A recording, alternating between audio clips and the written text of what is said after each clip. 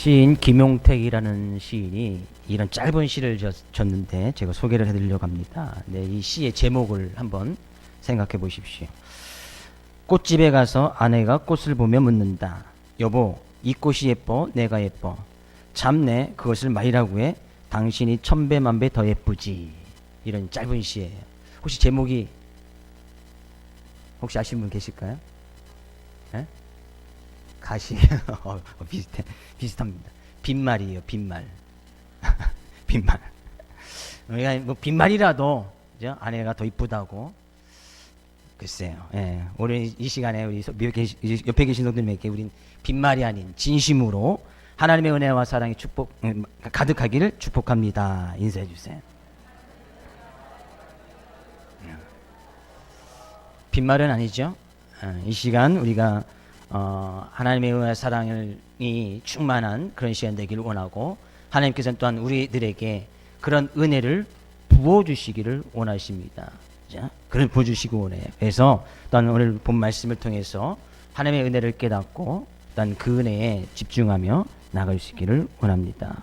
오늘 본 말씀은 이렇게 시작을 하고 있습니다. 우리가 초대교회의 그런 교회 모습을 생각해 보면서 교회다운 교회가 무엇인가, 난 우리가 그런 교회를 본받아야 될 텐데 우리 교회는 우리의 믿음의 모습은 어떻게 나아가야 될 것인가 라는 말씀이 이제 계속 사도행전에서 이어지고 있는 겁니다. 근데 1절은 이렇게 시작을 하고 있어요. 어떻게 해요? 그때의 제자가 더 많아졌는데, 그때라는 것은 언제예요?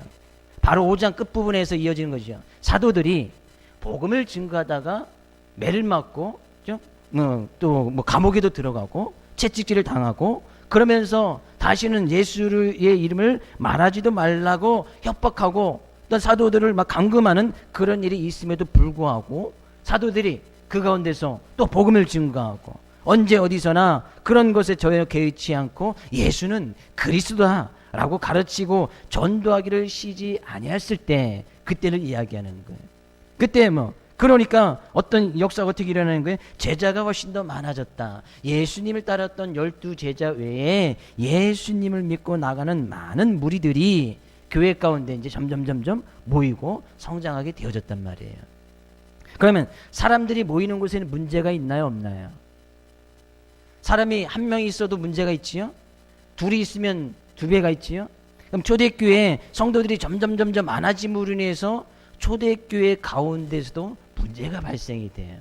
근데 그 문제가 있고 없고는 중요한 것이 아니에요. 오늘 본 말씀에 것은 그 문제를 어떻게 해결해 나가느냐, 거기에 우리가 집중할 필요가 있습니다. 어떤 문제가 생겼냐 하면 이런 문제가 생긴 거예요. 교회 가운데 사람들이 점점 많아지다 보니까 어떤 이제 사람들 이제 관리해야 되는 그런 측면도 있고, 또 교회 가운데는 이제 많은 부류의 사람들이 있게 되어집니다. 특히 오늘 본 말씀에 가서 보면 다시 1절 말씀 가서 볼까요?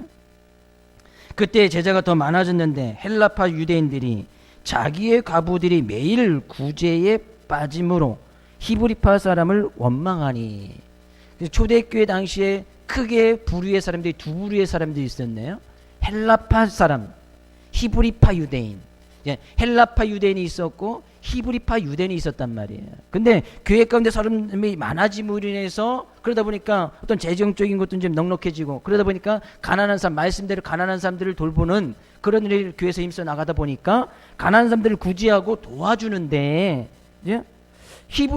헬라파 사람들이 히브리파 사람을 원망했다는 거예요. 왜? 헬라파 사람들의 가난한 사람들이 과부들은 이제 대표적인 사회적인 약자예요. 근데 헬라파 유대인들은 도와주지 않는 거예요. 히브리파 사람들만 도와줬단 말이에요. 근데 왜 그런 일이 생기게 되어졌느냐 보면 헬라파 유대인은 뭐고 히브리파 유대인이 뭔지를 우리 알 필요가 있습니다. 원래 유대인은 한 민족이었죠. 그래요? 그래서 하나님께서 아브라함의 자손을 통해서 히브리파, 정통 유대인을 만들어 나가십니다. 유대인이 있었는데 언제 이제 이 나라가 사울, 다윗, 다음에 이제 솔로몬이 왕이 되고, 솔로몬 이후에 이제 나라가 이제 남쪽과 북쪽으로 갈려지게 되었습니다. 북쪽 이스라엘, 남쪽 유다. 그 두 왕국으로 쭉 이어지다가 이 하나님의 말씀에 이제 불순종함으로 북쪽 이스라엘은 아수르에서 멸망을 받고 남쪽 유다는 바벨론에서 멸망을 받습니다. 근데 멸망을 받게 되어졌는데 북쪽 이스라엘 멸망을 받을 때도 아수르 제국으로 많은 사람들이 포로로 끌려가고 그러다 보니까 정치적으로 혼란해져지니까 그런 나라의 어려움을 통해서 스스로도 다른 나라에 가서 살게 되는 사람들이 많이 있었습니다. 또 남쪽 유다가 바벨론에서 멸망을 받을 때도 많은 사람들이 또 포로로 끌려가고, 또 그것으로 인해서 또 많은 사람들이 주변의 인근 지역이나 나라에 가서 피신해서 사는 사람들이 많이 있었단 말이에요. 그러면서 이제 초대교회가, 예수님이 오시면 이제 초대교회가 이제 성장해지면서 그렇게 흩어졌던 유대인들이 이제 다시 이제 본국으로 돌아왔던 사람들이 있었는데, 그런 사람들은 이제 헬라파 유대인이라고 하는 거예요. 왜냐하면 흩어졌던 그 나라의 정세 가운데 흩어지고 나서 다시 헬라 제국, 그리스라는 나라가, 헬라 제국이 그 인근 지역을 다 통치하게 되어집니다. 그리고 헬라어를 통용은 이제 마치 이제 모국어처럼 사용하게 되어져요. 근데 그런 영향들을 흩어져 있던 유대인들이 영향을 받은 거예요. 그래서 그들은 유대인이지만 헬라 문화를 습득하고 헬라어를 사용하는 사람이 있었단 말이에요. 근데 그들이 이제 나라가 다시 정상이 되면서 다시 이제 본국으로 돌아와서 사는 사람들이 있게 되어졌단 말이에요. 근데 그런 사람들은 이제 헬라파 유대인이라고 이야기하는 거예요. 그러니까 유대인이지만 다른 나라에서 헬라의 문화라든지 언어를 사용했던 그런 유대인들. 근데 초대교회에 그런 사람들로 이제 교회가 이루어지게 됐단 말이에요. 근데 초대교회는 대부분이 히브리파 사람, 자기는 어려움이 있어도 나라 가운데 떠나지 아니하고 나라를 지키고 정통 유대인이라고 자부심을 갖고 있던 사람들이 이제 히브리파 사람들이에요. 그러다 보니까 초대교회의 대부분의 교회 구성원들은 히브리파 사람들로 이루어지게 되어졌고, 그 중에 이제 헬라파 사람들이 이제 종종 이제 들어오게 되어졌단 말이에요. 그래서 교회가 점점 이제 성도들이 많아지다 보니까 구제 활동을 하지요. 재정이 넉넉하고 여유가 있다 보니까 간사람 돌보다 보니까 교회 대부분의 사람들이 이제 히브리파 사람들인 거예요. 유대인들이란, 히브리파 유대인들란 말이에요. 그러니까 먼저 챙기게 되어지는 것이 자기 히브리파 사람들의 가난한 사람, 과부들, 고아들, 그런 사람들을 먼저 챙기게 되어지다 보는 거예요.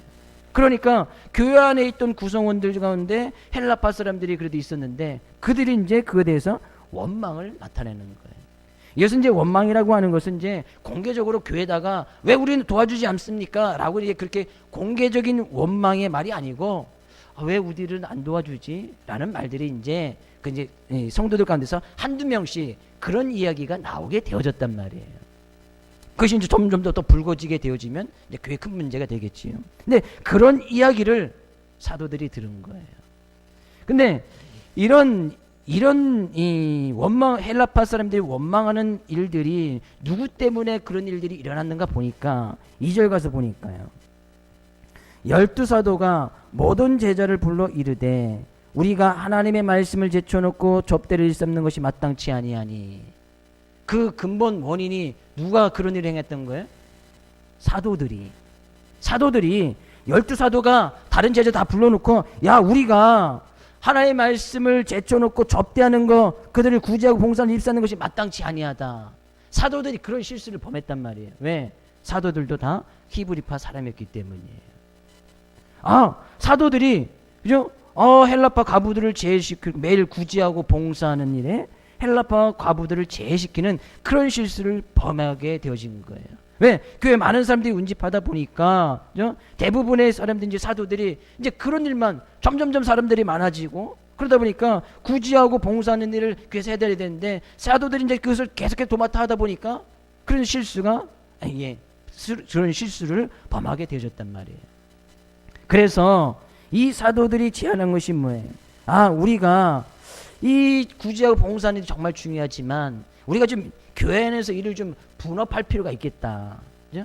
구제하고 봉사하는 일을 행할 사람들을 너희 가운데서 좀 뽑아주고, 그럼 우리는 그들에게 안수하고 임명을 하지만 너희들이 뽑아주면 왜 그들로 하여금 이 일을 맡겨서 교회 안에서 우리 사도들은 말씀과 기도하는 일에, 일단 또 이 너희들이 뽑아준, 우리는 그런 사람들 이제 집사, 그 원어에서 이제 데이컨, 이제 집사라고 이야기하는데, 집사들을 뽑아주면 그들로 하여금 구제하고 봉사하는 일을 좀 맡겨서 교회가 좀 원활하게 그 일을 감당할 수 있도록 하자라고 이야기했단 말이에요. 근데 놀라운 것은 뭔지 아십니까? 6절, 5절 가서 보니까요. 그들이 뽑아준 사람이 있잖아요. 성도들이 뽑아준 사람이 7명이 있는데 그 7명이 누구예요? 5절 가서 볼까요? 온 무리가 이 말을 기뻐하여 그 말을 다 이제 탐탁하게 여겼단 말이에요. 좋게 여겼단 말이에요. 믿음과 성령에 충만한 사람 7사람 스데반, 빌립, 부로고로, 니가노로, 디몬, 바메나, 유대교에 입당한 안디옥 사람 니골라 7명을 택했어요. 근데 7명이 다 헬라식 이름입니다. 그렇다는 것은 뭐예요? 헬라파 유대인들 성도들이 뽑아줬단 말이에요. 교회의 대부분의 구성원은 누구예요? 어떤 사람들이었어요? 히브리파 유대인들. 근데 그들이 그 사도들의 이야기를 좋게 여겨서 교회 가운데 그 일을 분업하려고 뽑아줬던 7사람들의 이름은 다 누구? 헬라식 이름을 가졌던 헬라파 유대인을 뽑아준 거예요. 성도 가운데 대부분의 사람들이 히브리파 사람이었는데 이 히브리파 유대인들도 그것을 사도들이 이야기하는 것을 좋게 여겨서 그 일을 감당할 사람들을 헬라파 사람들이 있는 사람들을 다 뽑아줬단 말이에요. 이건 결코 쉬운 일이 아니에요. 그렇죠. 대부분의 다 사람들이 히브리파 사람, 자기는 그래도 나라가 힘들고 그럴 때 나라를 지키고 정통 유대인이라고 자부심을 갖고 있던 그런 사람들이 헬라파에 속해 있던 그런 사람들을 다 뽑아줬단 말이에요. 사도들도 어쩌면 자기들도 히브리파 사람들이기 때문에 괜히 그것을 자기들이 만약에 선출하거나 뭐 천거를 한다 보면 그것도 잘못된 편견이나 잘못된 생각을 가지고 있어서 그걸 갖다 성도들에게 맡겨준 거죠. 너희들이 다 좋게 여기는 그런 사람들을 뽑아주라. 근데 성도들 가운데서도 대부분의 사람들이 다 좋게 여긴 것이 헬라파 사람들을 다 뽑아줬단 말이에요. 그랬더니요 어떤 일이 일어난 거예요. 그죠? 7절 가서 보니까요 하나님의 말씀이 점점 왕성하여 예루살렘에 있는 제자의 수가 더 심히 많아졌다.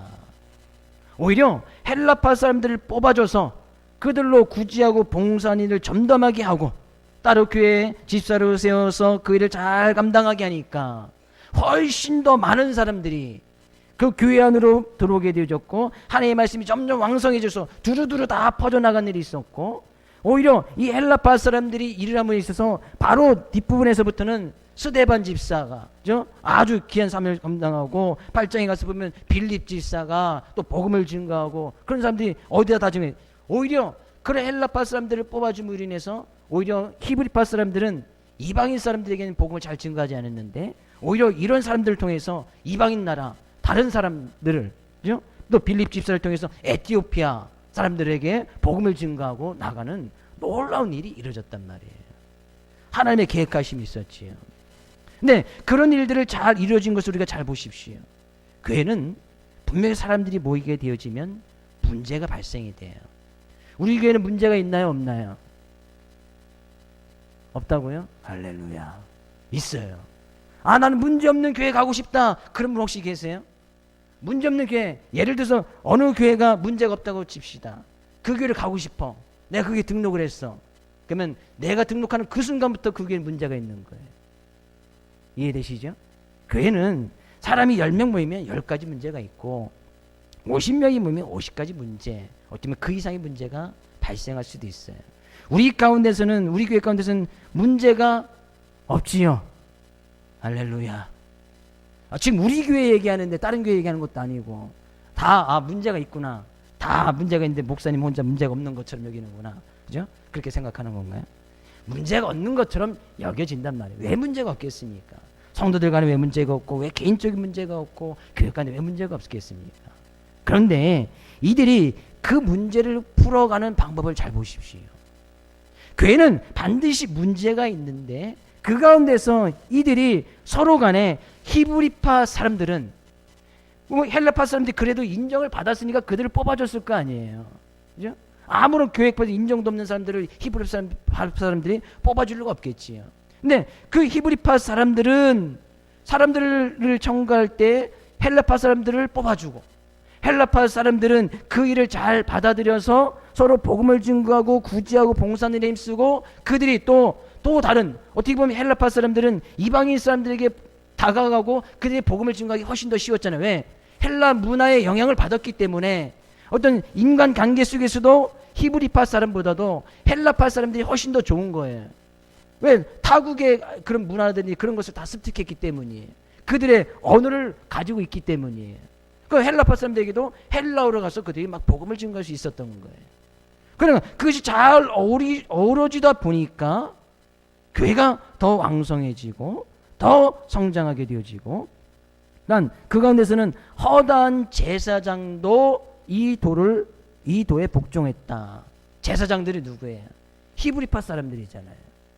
제사장들은 히브리파 정통 유대인 사람이었단 말이에요. 근데 그들도 오히려 헬라파 사람들이 복음을 증거하고 그들이 활동하는 것을 보고 제사장들도 다 이 도를 예수 그리스도를 인정하고 예수 그리스도를 믿는 그 믿음 안으로 들어오게 되어졌단 말이에요.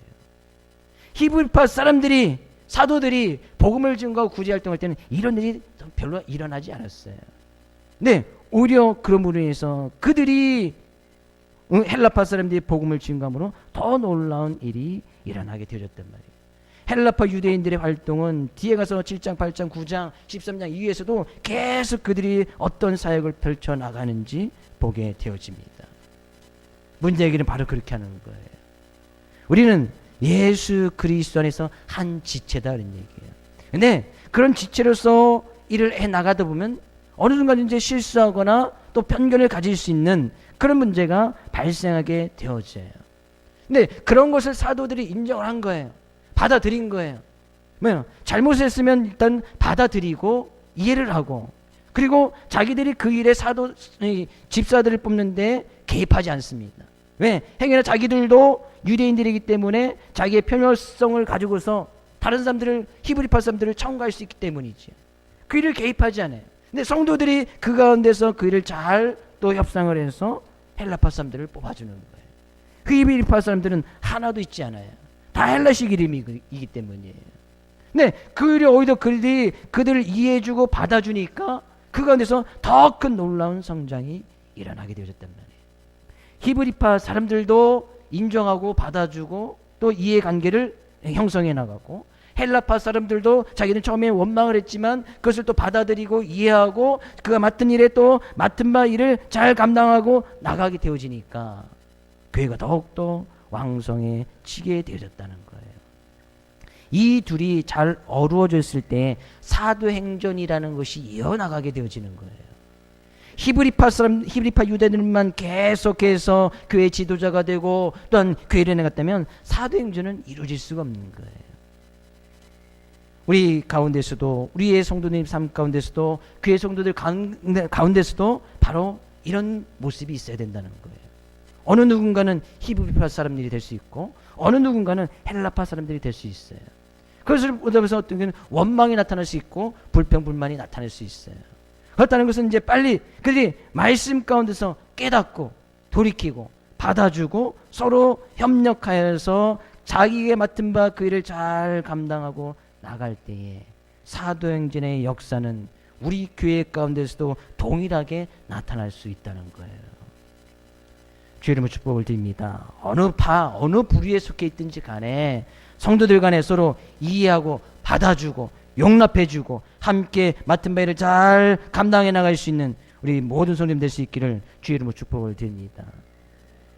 꽃사슴이요 물을 마시다가 물속에 비친 자기의 뿔을 보았습니다. 너무나 아름다운 거예요. 너무나, 나 이 꽃사슴이면 이 뿔이 있어야지. 자기 스스로 막 감탄에 막 빠져서 자랑스러워합니다.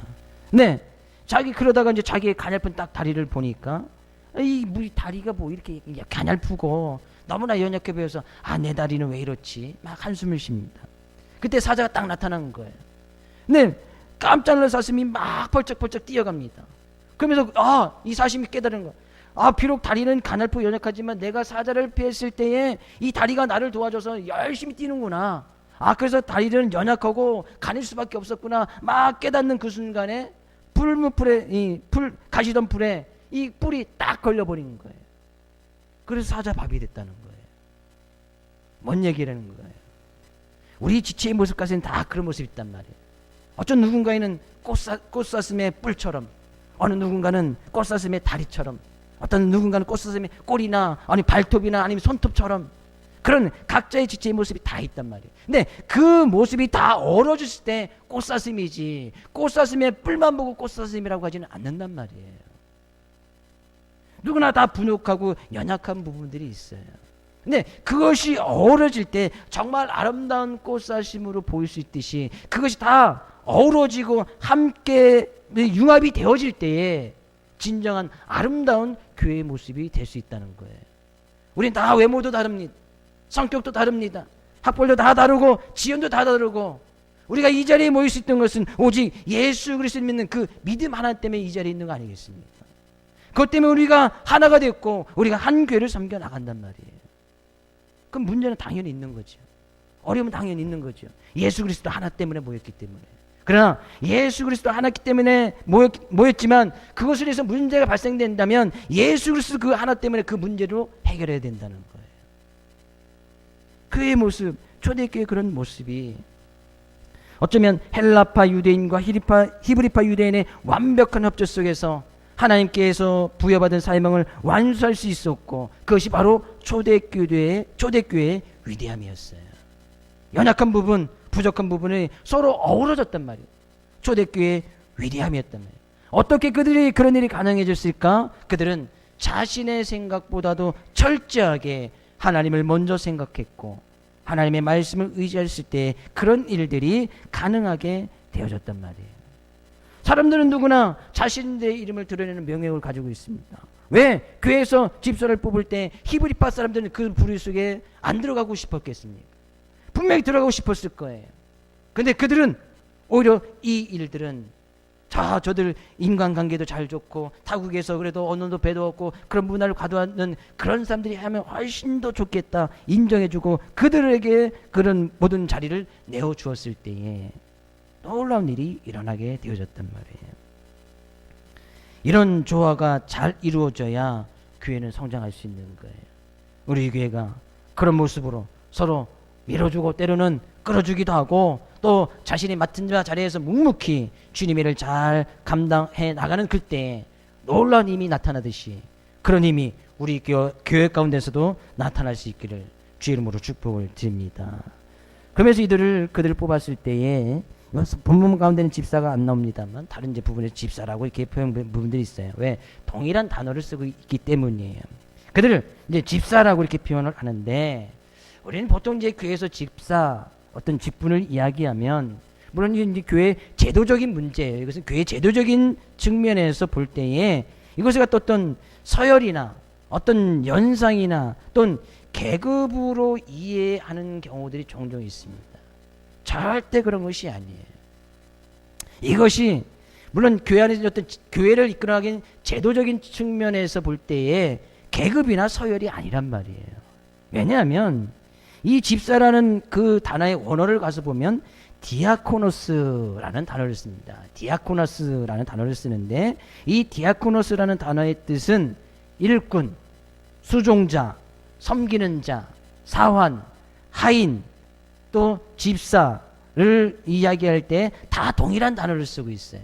그러니까 집사를 쓸 때도 디아코노스, 하인을 쓸 때도 디아코노스, 섬기는 자 쓸 때도 디아코노스, 그죠? 네, 하인, 사환을 일꾼을 쓸 때도 디아코노스라는 단어를 동일하게 쓰고 있단 말이에요. 그래서 성경에는 어느 데서는 집사라고 이렇게 한글로, 어느 곳에서는 일꾼으로, 어느 곳에서는 이제 하인으로 이렇게 썼을 때 그렇게 우리가 쉽게 이해가 되어지니까 그렇게 써놓은 부분들이 있지만 다 동일한 단어를 쓰고 있단 말이에요. 근데 이런 디아코노스의 그런 동사형은 봉사한다, 섬긴다 그런 뜻이에요. 그건 뭐예요?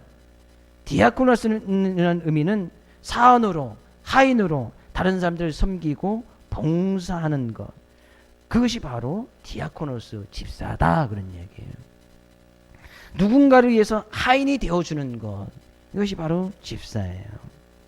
네, 우리가 이 성경책을 보게 되었지만 6장 1절을 가서 보면 과부들이 매일 구제에 빠짐으로 혹시 이제 성경책에 각주가 달려 있으신 분 혹시 있으신가요? 거기 구제라고 보면 이제 각주가 달려 있는 대부분의 성경책은 각주가 달려 있어요. 밑에 조그만 글씨로 이 구제가 뭔지라는 그런 뜻이 있어요. 근데 그 구제의 뜻을 밑에 각주에 가서 보면 뭐라고 돼 있습니까? 성경책 있으신 분? 봉사라고 돼 있어요. 봉사. 구제하는 것은 뭐래요? 봉사. 지금 같은 단어를 쓰고 있다는 거예요. 디아코노스. 또 마찬가지예요. 2절에서도 하나님의 말씀을 제쳐놓고 접대를 일삼는 것에 마땅치 아니하니, 접대라는 것에도 각주가 표시되어 있을 거예요. 그 접대라는 것의 각주에는 뭐라고 포함되어 있습니까? 재정출납, 재정출납, 돈으로 이렇게 표현이 되어져 있어요. 그러니까 이것도 지금 같은 단어를 쓰고 있는데, 그건 봉사한다는 것은, 접대한다는 것은 돈으로 하인처럼 섬겨주는 것을 이야기를 해요. 또 뿐만 아니라 이 4절 말씀에 가서 보면, 4절 말씀, 우리는 오로지 기도하는 일과 말씀 사역에 힘쓰니라. 말씀 사역이라는 것에도 각주가 표시되어 있어요. 근데 그 사역이라는 단어의 각주에 가서 보면 뭐라고 되어 있습니까? 봉사에, 말씀의 봉사에, 봉사. 여기도 봉사가 있어요. 지금 제가 무슨 얘기를 하고 있습니까? 구제, 접대, 사역, 이것은 다 똑같은 집사라는, 디아코노스라는 단어를 갖다가 지금 다 동일하게 사용하고 있단 말이에요. 동일하게 구제나 접대나 사역이라는 것은 봉사하다, 디아코노나 쓴 것을 동일하게 써줌으로 말미암아서 그것을 하는 것이 봉사하는 것이다. 그것이 섬겨주는 것이다 라는 것을 다 지금 이야기하고 있단 말이에요. 그러면 사도들이 왜 그런 실수를 범했는가? 왜 그들이 구제하는 일에, 접대하는 일에 그런 실수를 범했는가? 그것을 갖다 인정하는 것이 뭐예요? 그죠? 우리 2절 말씀에서도 12사도가 모든 제자를 불러 이르되 우리가 하나님의 말씀을 제쳐놓고 접대를 일삼는 것이 마땅치 아니하니. 그러니까 여기서 접대는 뭐 아까 말씀드렸죠? 돈으로서 가난한 사람들을 도와주고 그들에게 도와주고 그들을 섬겨주는 것, 이것을 하나님의 말씀을 제쳐놓고 이것을 일삼는 것은, 봉사하는 것은 마땅치 아니하다. 그러니까 사도들이 처음엔 교회가 성도들이 얼마 내졌을 때는 사도는 말씀을 가르치고 그들을 훈련시키고 말씀 안에 들어오게끔 해서 계속 일을 하다 보니까 성도들이 점점 많아지고 헬라파 유대인도 들어오다 보니까 재정적인 여유도 있고, 그러니까 또 말씀에 의지해서 가난한 사람들 도와주는데 점점 그런 사람들이 되다 보니까, 그죠? 하나님의 말씀을 제쳐놓고 매일매일 사람들이 많아지다 보니까 처음에는 한두 명 구제하면은 뭐 시간이 얼마나 걸리겠어요. 가서 찾아가서 돈으로, 물질로, 음식으로 섬기면 되는데 점점 많아지다 보니까 이게 사도들이 감당하지 못할 정도로, 그럼 계속 그 일만 하고 다니는 거예요. 계속 사람들 찾아가지고 구제하고 돈으로 또 음식으로 막 이런 금전적인 것을 다 해결하다 보니까 정작 그들이 뭐예요? 하나님의 말씀을 가르치고 양육하는 일은 시간을 더 할애하지 못하는 거예요. 그래서 사도들이 이야기하는 거예요. 아, 이것은 아니구나. 우리들은 이 말씀과 기도하는 일에 힘써 나가고 이를 분업할 사람들이 있어야 되겠구나. 근데 이 사도가 했던 것도 뭐예요? 내가 말씀 사역에, 우리는 기도하는 일과 말씀 사역에 힘쓰리라. 말씀 사역도 봉사라는 단어를 동일하게 쓰고 있지요. 이것도 봉사예요. 그러니까 교회 안에서는 봉사가 있는데 어떤 사람들은 말씀의 봉사로, 말씀을 증거하는 봉사로, 어떤 사람은 기도하는 봉사로, 어떤 사람은 물질적으로 접대하는 봉사로, 어떤 사람은 자기의 손과 발을 써서 자기의 몸을 쓰는 그런 봉사로, 그런 모든 것으로 어우러져서 교회가 이루어져 나가는 것이다. 절대 교회 가운데서 집사라고 뽑아서 임명을 한 것은 교회 서열이나 계급이 아니라는 거예요. 저는 저 같은 사람들은 말씀의 봉사, 말씀으로 가르치고 하는 그 봉사하는 거고, 기도로 봉사하고 나가는 거고, 중보기도팀, 중보기도로 기도의 봉사예요. 기도의 봉사. 어떤 사람들은 힘이 있으면 손과 발로 봉사, 구제하는 것에 봉사, 그런 사람들의 어떤 명칭을 갖다 집사라고 했을 뿐이지 그것이 어떤 설이나 계급이 아니라는 거예요. 이것을 꼭 오해해서 간혹 봐도 나는 왜 집사 안 주나, 뭐 그런 분들이 없지 않아? 있을 수도 있어요. 물론 우리 교회 안에 성도니까 없지만, 가서 지금 일 좀 하라고 해도 좀 부담스러워하시는 부분들이 없지 않아 있어요. 뭐요? 똑같은 봉사 일을 하는 거예요. 여러분이나 저나 똑같은 봉사일을 하는 거지. 목사니까 위에 있고 장로님이니까 그 밑에 있고 또 집사님 그 밑에 있고 일반 성도 제일 나은 데 있고 그런 서열이나 계급이 결코 아니라는 거예요. 오늘 본 말씀에도 이야기하잖아요. 그렇다고 해서 말씀하고 기도하는 것이 더 좋은 봉사고 구제하고 물질적으로 도와주는 구제하고 접대하는 봉사는 더 하찮은 봉사고 아니에요. 그렇게 또 이해하셔도 안 돼요. 똑같은 일이란 말이에요. 똑같은 일. 왜? 이 중에 나중에 이 집사를 뽑혔던 사람들도 스데반 집사나 빌립 집사 같은 경우에도 마찬가지로 그들이 말씀을 증거하는 일로 또 나갔거든요.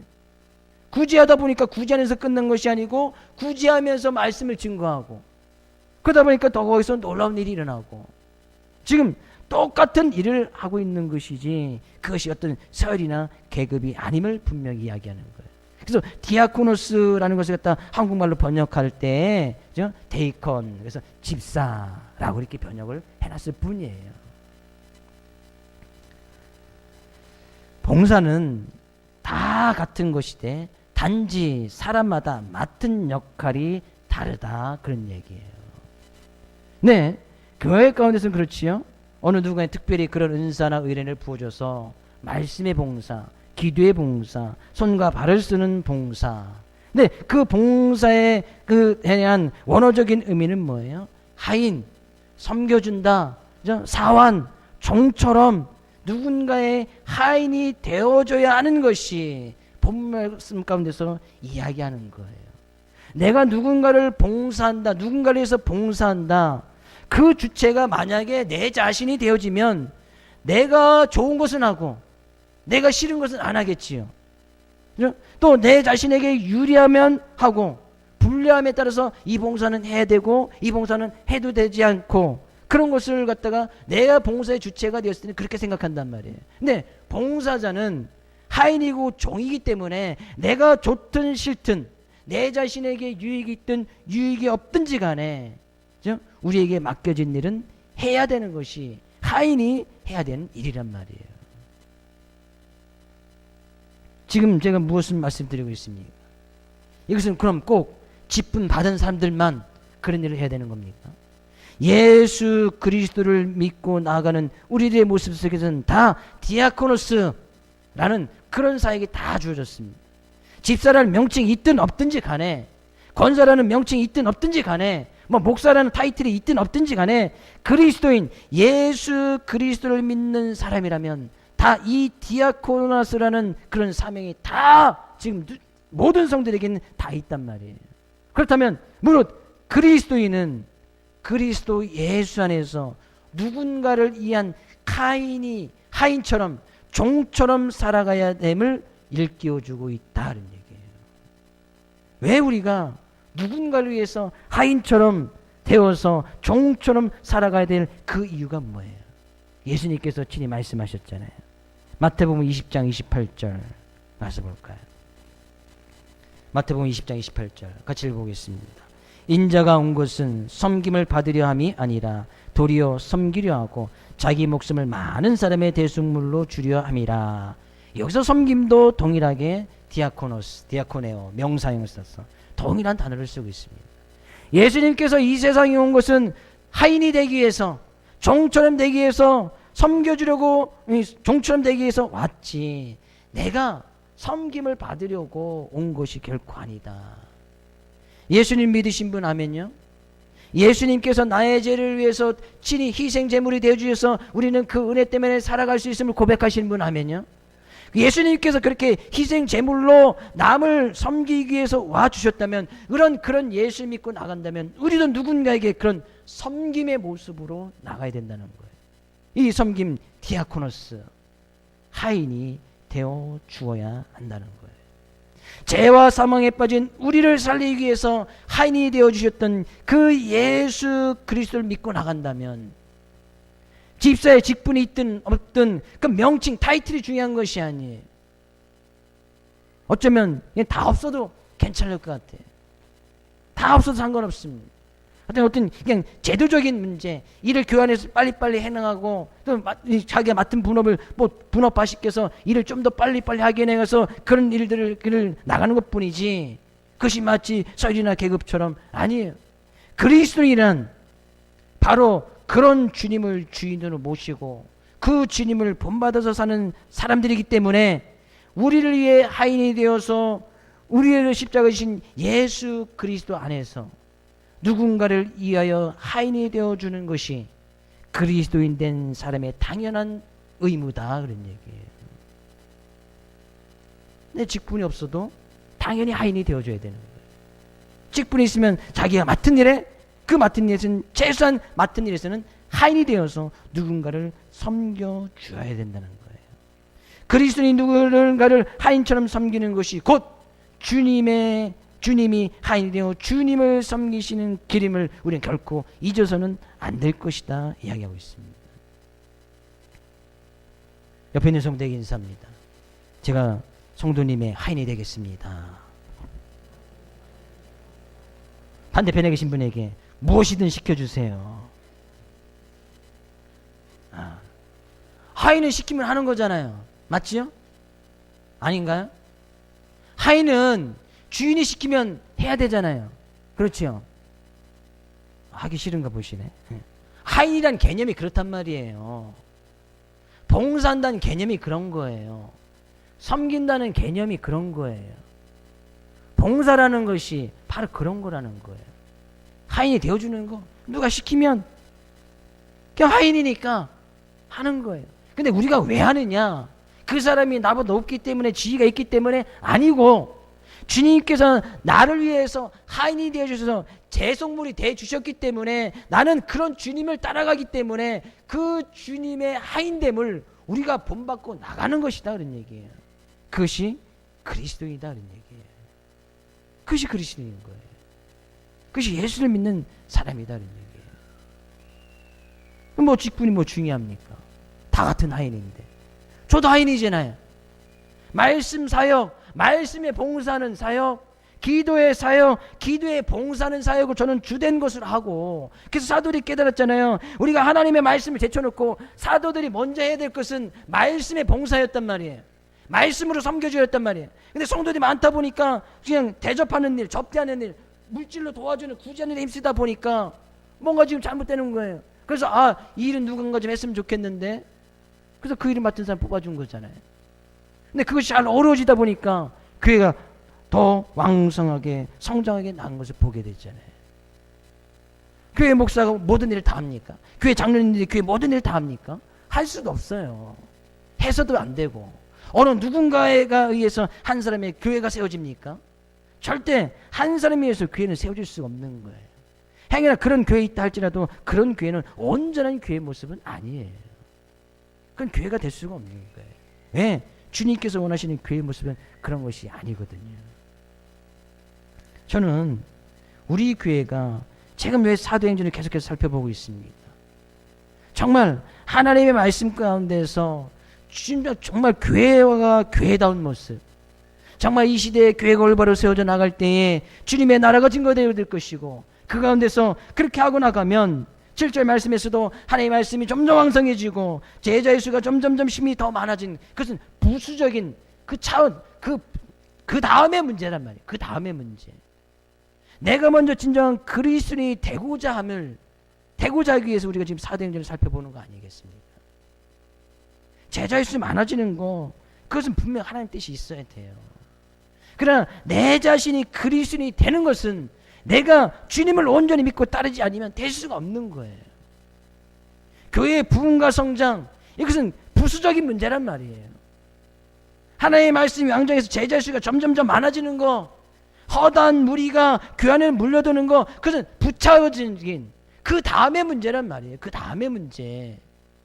내가 본문에 나와 있는 사도들이나 히브리파 사람들이나 헬라파 사람들처럼 그리스도인이 먼저 되어주는 것, 이것이 먼저 되어질 때에 그 다음 일은 다음에 생기는 거예요. 다음에. 근데 우리는 교회의 부흥과 성장하면 항상 뒤에 것만 먼저 봐요. 교회 성도가 많아지고 제자의 수가 많아지고 믿는 사람이 점점 많아지고 숫자적으로 부흥하고 뭐 교회 건물도 반듯하게 세워나가고, 이것만 보다 보니까 지금 많은 교회에서 그것을 역효과가 나고 있잖아요. 교회만 번듯하게 저는 뭐합니까? 성도들이 아무도 없는데. 빚으로 잔뜩 져서 건물이 이단교회 교회 건물로 잘 지어놨으니까 이단교회에서 사들어가는 거예요. 수십억 수백억 주고 교회 사갑니다. 그 이단교회 간판 딱 달아놓는 거예요. 왜? 교회 명목으로 졌기 때문에 교회하기 딱 좋지요. 그러니까 뭐 교회만 번듯하게 전했다가 성도 없고 무너지고 하니까 빚 갚을 길이 없어서 교회를 팔게 내주는데 이단교회가 와서 덜렁 사버리네요. 이단교회 간판 딱 달아놓는 거예요. 지금 이런 교회가 많이 나타나고 있어요. 교회적으로 큰 문제가 되고 있단 말이에요. 지금도 진행형에 있는 그런 교회들도 있어요. 그것이 뭐가 중요합니까? 뭐 비닐하우스에서 치고 거기서 예배드리는 거, 뭐 거긴 하나님이 안 계십니까? 뭐 성도들 두세 명 모여서 예배드리는 그것에는 하나님이 안 계세요? 그런 문제가 아니란 말이에요. 그러니까요, 이들이 그렇게 섬기고 맡겨줄 그런 사람들을 뽑는데 어떤 사람들을 뽑는 거예요? 그들이 집사를 뽑을 때 사도들이 하인을 선출하는 기준이 있었어요. 아, 이런 사람 하인을 돼도 되겠다. 어떤 사람이요? 3절 가서 보니까요. 형제들아, 너희 가운데서 성령과 지혜가 충만하여 칭찬받는 사람 7을 택하라. 우리가 이 일을 그들에게 맡기겠다. 그들 뽑는 기준이 뭐였어요? 성령과 지혜가 충만하여 칭찬 듣는 사람. 그것은 좀 원어적인 가서 보면 성령과 지혜가 충만한 사람으로 인정받는 사람, 그런 거예요. 성령과 지혜가 충만하니까 사람들로부터 인정받았단 말이에요. 근데 그런 사람들이 누구였어요? 헬라파 사람들이었어요. 성령이 충만하고, 성령이 충만하다는 것은 뭐예요? 늘 영이신 주님과 함께하는 사람들 아니에요? 성령 충만한 사람, 늘 하나님의 영으로 인도를 받는 사람, 그런 사람. 지혜가 충만하다는 것은 뭐예요? 늘 지혜 대신 하나님의 말씀에 깨어있는 사람. 그래서 그 말씀을 대로 살아내고 말씀을 지켜나가기를 힘썼던 사람, 그런 사람들이 지혜 충만한 사람들이. 그렇게 되어지니까 사람들로부터 인정받은 거예요. 아, 저 사람은 성령 충만한 사람이구나. 아, 저 사람은 지혜가 충만한 사람이구나. 아, 저 사람을 보니까 성령의 인도함으로 받는 사람이구나. 아, 저 사람을 보니까 하나님의 말씀을 살아내려고 열심히 노력하는구나 라고 사람들로부터 인정받게 되어졌고, 그런 사람들의 대부분이 헬라파 사람이었다는 거예요. 우리가 주님의 일을 감당에 있어서 정말 중요한 조건은 뭐예요? 성령이 충만하고 지혜가 충만한 거예요. 하인된 모습에 있어서 하인된 자격, 내가 주님의 하인이다, 내가 그리스도이다 라고 말할 수 있는 사람은 성령이 충만하고 지혜가 충만한 사람이어야 돼요. 하인은 성령이 충만하고 지혜가 충만해야 된단 말이에요. 그래야 사람들로부터 인정받는 거예요. 성령 충만은 뭐예요? 성령의 인도하심을 받는 사람. 늘 오늘도 살아갈 때 성령님께서 뭐라고 말씀하실까? 그 인도함을 받고 그 성령의 지배를 받고 사는 사람. 지혜 충만, 어떻게 보면 또 같은 말일 수도 있어요. 하나님의 말씀인 그 말씀 앞에 민감히 반응하여서 하나님의 말씀이 오늘 뭐라고 말씀하시는지 그 말씀 붙들고 살아나가는 사람. 그런 사람들은 인정받게 되어 있단 말이에요. 누구들부터? 사람들로부터 그냥 인정받게 되어지는 거예요. 이웃으로부터 그냥 인정받게 되어지는 거예요. 처음에는 욕할 수도 있어요. 성령 충만하고 지혜 충만하다 보면 자기들이가 안 놀아준다고, 자기들이 인간관계가 좀 멀어진다고 욕을 먹을 수 있어요. 근데 그들이 그렇게 나가다 보면 결국에 사람들이 인정해 준다는 거예요. 야, 저 사람 진짜 하나님 믿는 사람 맞구나. 야, 저 사람 보니까 뭔가 좀 다르구나. 그러다 보니까 그들이 가서 복음을 증거하게 되어지니까 믿는 무리들이 점점점 많아지게 되어진 거예요. 이것이 하인의 모습이다라는 얘기예요.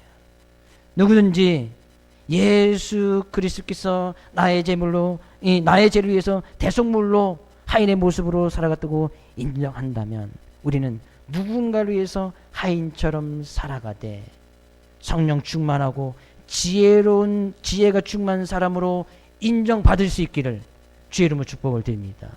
그럼 우리가 역으로 말하면 뭐예요? 성령이 충만하지 아니하고 지혜가 충만하지 아니하면 그 사람은 하인이 될 수 없고 사람으로부터도 인정받을 수 없다는 얘기예요. 온전한 그리스도의 모습이 아니다는 얘기예요. 저 사람은 그리스도인이 아니다. 사람들이 저 사람은 예수 믿는 사람이 아니다 라고 이야기한다는 거예요. 거꾸로 이야기하면. 그래서 저는 우리 교회 사랑하는 모든 성도님들이 친구들이나 이웃이나 주변에 많은 사람들에게 야, 저 성도는 정말 예수 믿는 사람이다. 아, 저 사람 정말 그리스도인이다 라는 이야기를 많이 들을 수 있기를 주의 이름으로 축복을 드립니다. 어떻게 할 때 그런 이야기를 듣는 거예요? 하인처럼 살아요. 하인처럼.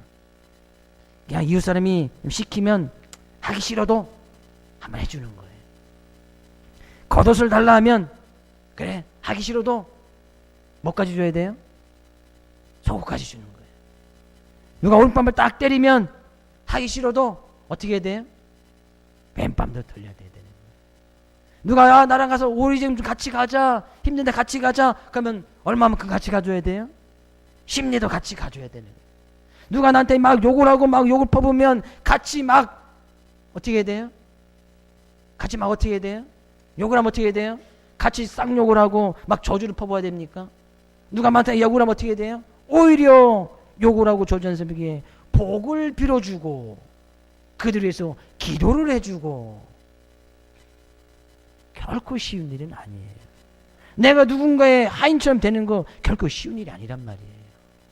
근데 예수님께서도 친히 그런 모습을 보여주셨듯이 우리들 삶 가운데서도 그런 그리스도의 모습으로 그것이 교회다운 모습, 교회가 하나 되어서 어루어지는 그런 모습이라는 거예요.